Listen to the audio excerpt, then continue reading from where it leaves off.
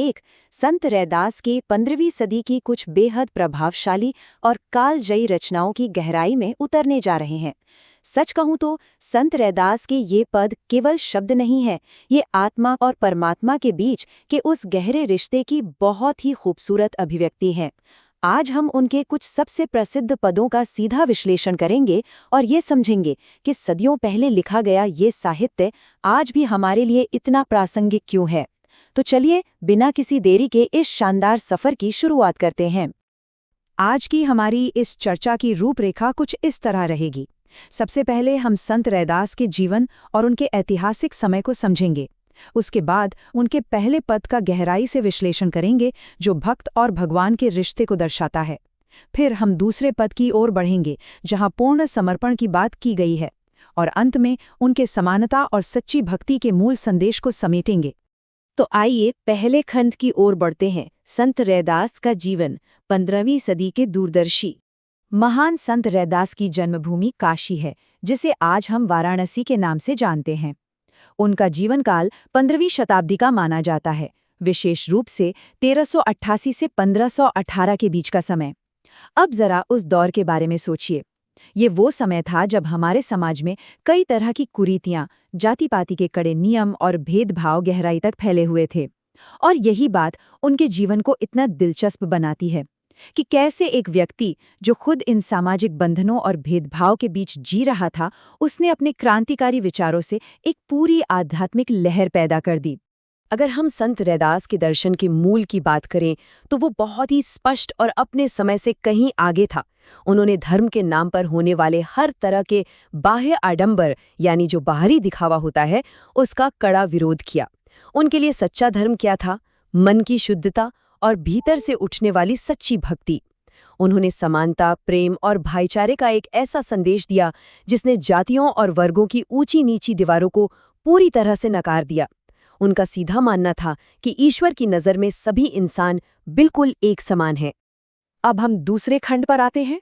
पहला पद, भक्त और भगवान एक अटूट बंधन। यह वो मूल पाठ है जहां से संत रैदास के ये अमर पद लिए गए हैं। ये वो शब्द हैं जो सदियों से भारत के गांवों से लेकर शहरों तक गाए और दोहराए जा रहे हैं। पहले पद में रैदास जी ने हमारे आसपास के रोजमर्रा के प्राकृतिक प्रतीकों का इस्तेमाल किया है। उन्होंने बहुत ही सरल तरीके से समझाया है कि भगवान और एक सच्चे भक्त के बीच का बंधन कितना गहरा और अटूट होता है। आइए इन पंक्तियों के पीछे छिपे अर्थ को समझते हैं। इस पद की शुरुआत एक बेहद शक्तिशाली और भावपूर्ण पंक्ति से होती है। अब कैसे छूटें राम रट लागी। यहाँ संत रैदास बिल्कुल स्पष्ट कर रहे हैं कि ईश्वर के नाम की जो आदत, जो रट उनके मन में बस गई है ना, वो अब किसी भी हाल में छूटने वाली नहीं है। ये कोई ऊपरी शौक नहीं है, बल्कि एक ऐसा गहरा आध्यात्मिक जुड़ाव है जो अब उनके स्वभाव का ही एक हिस्सा बन चुका है। इस अटूट जुड़ाव को समझाने के लिए रैदास जी ने बहुत ही खूबसूरत तुलनाओं का इस्तेमाल किया है। सबसे पहली तुलना है चंदन और पानी की। एक तरफ चंदन है जो यहाँ ईश्वर का प्रतीक है, और दूसरी तरफ पानी जो भक्त का प्रतीक है। जरा सोचिए, जब चंदन को पानी में घिसा जाता है तो क्या होता है? पानी की हर एक बूंद में चंदन की वो मीठी महक समा जाती है। बिल्कुल उसी तरह प्रभु की भक्ति और उनका गुण भक्त के अंग अंग में समा गया है। दोनों एक दूसरे में ऐसे घुल मिल गए हैं कि उन्हें अलग करना नामुमकिन है। अगली तुलना भी उतनी ही मनमोहक है। एक तरफ घन यानी बारिश के काले बादल है, और दूसरी तरफ मोरा यानी मोर। जब आसमान में घने काले बादल छाते हैं तो मोर खुशी से झूमकर नाचने लगता है ना। रैदास कहते हैं कि एक सच्चा भक्त भी ईश्वर की उपस्थिति को महसूस करके ठीक उसी तरह आनंद से भर जाता है। इसी हिस्से में उन्होंने चकोर पक्षी का भी जिक्र किया है, जो बिना पलक झपकाए बस चंद्रमा को निहारता रहता है। यानी भक्त की नज़र भी हमेशा सिर्फ और सिर्फ अपने प्रभु पर ही टिकी होती है। तीसरी तुलना प्रकाश और पूरी तरह से खुद को समर्पित कर देने के विचार को सामने लाती है। यहाँ ईश्वर एक दीपक के समान है और भक्त उसमें जलने वाली बाती है। हम सब जानते हैं कि बिना दीपक के बाती का कोई स्वतंत्र अस्तित्व नहीं होता, और बाती जलकर ही चारों ओर प्रकाश फैला सकती है। रैदास कहते हैं कि उनकी भक्ति की ज्योति भी उनके प्रभु के प्रेम में दिन रात जलती रहती है, जो उनके निरंतर और सच्चे समर्पण का प्रमाण है। और ये आखिरी रूपक तो शायद सबसे गहरा है। ईश्वर एक बहुत ही कीमती मोती हैं, और भक्त वो साधारण सा धागा है जो उस मोती के साथ जुड़कर मूल्यवान हो जाता है। रैदास कहते हैं कि ये मिलन सोने और सुहागे के मिलन जैसा है, एकदम शुद्ध, निखरता हुआ और बेदाग। भक्त और भगवान आपस में एक मोती और धागे की तरह गुंथे हुए हैं, जिन्हें अलग करना असंभव है। ऐतिहासिक ग्रंथों और कविताओं का असली आनंद तब आता है जब हम उनकी भाषा को समझते हैं। आइए 15वीं सदी की ब्रज भाषा के इन शब्दों के सरल अर्थ देख लेते हैं।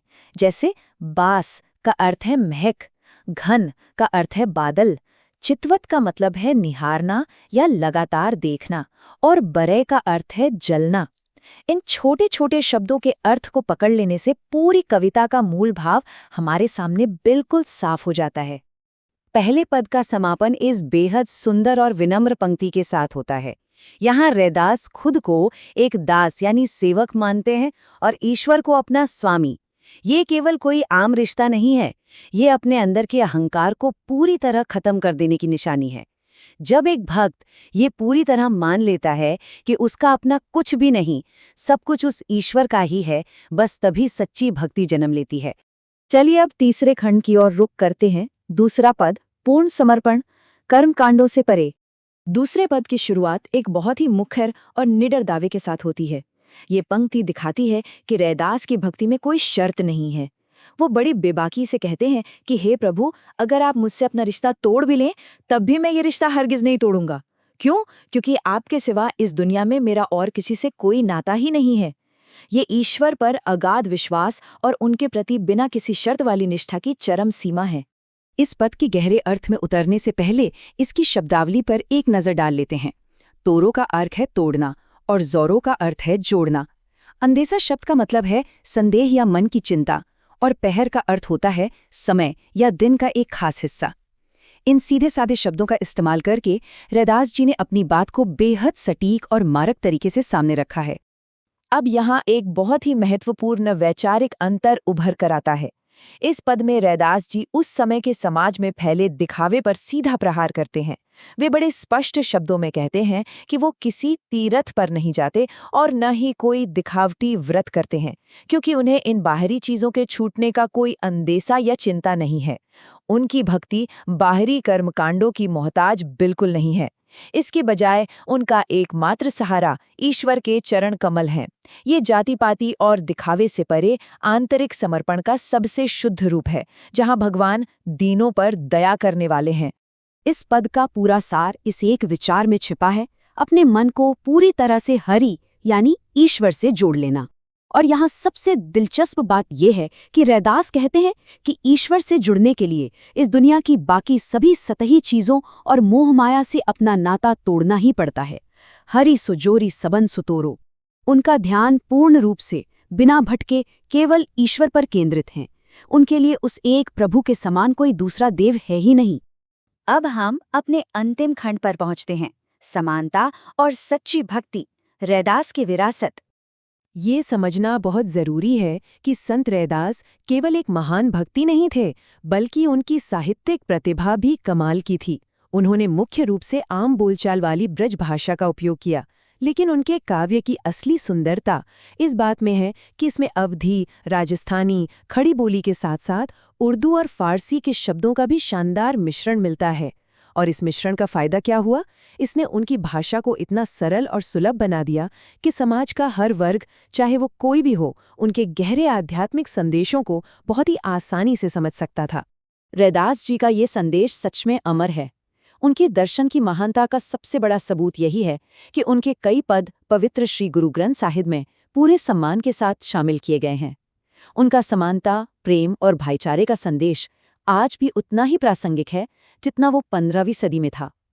उन्होंने दुनिया को ये सिखाया कि सच्ची भक्ति कभी बाहरी दिखावे या आपके जन्म की जाति के आधार पर तय नहीं होती, बल्कि ये पूरी तरह से आपके मन की आंतरिक शुद्धता और भगवान के प्रति आपके निस्वार्थ प्रेम पर निर्भर करती है। और अब इस व्याख्या के अंत में एक बड़ा सवाल।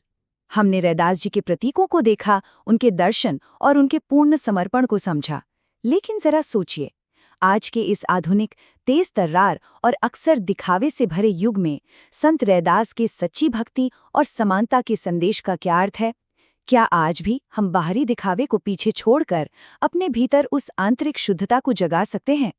ये एक ऐसा गहरा सवाल है जो 15वीं सदी की ये पंक्तियां आज भी हमसे पूछ रही हैं। इस पूरी व्याख्या में हमारे साथ बने रहने के लिए बहुत बहुत धन्यवाद। उम्मीद है कि इस ऐतिहासिक दर्शन ने भक्ति और समानता को देखने का एक बिल्कुल नया नजरिया दिया होगा।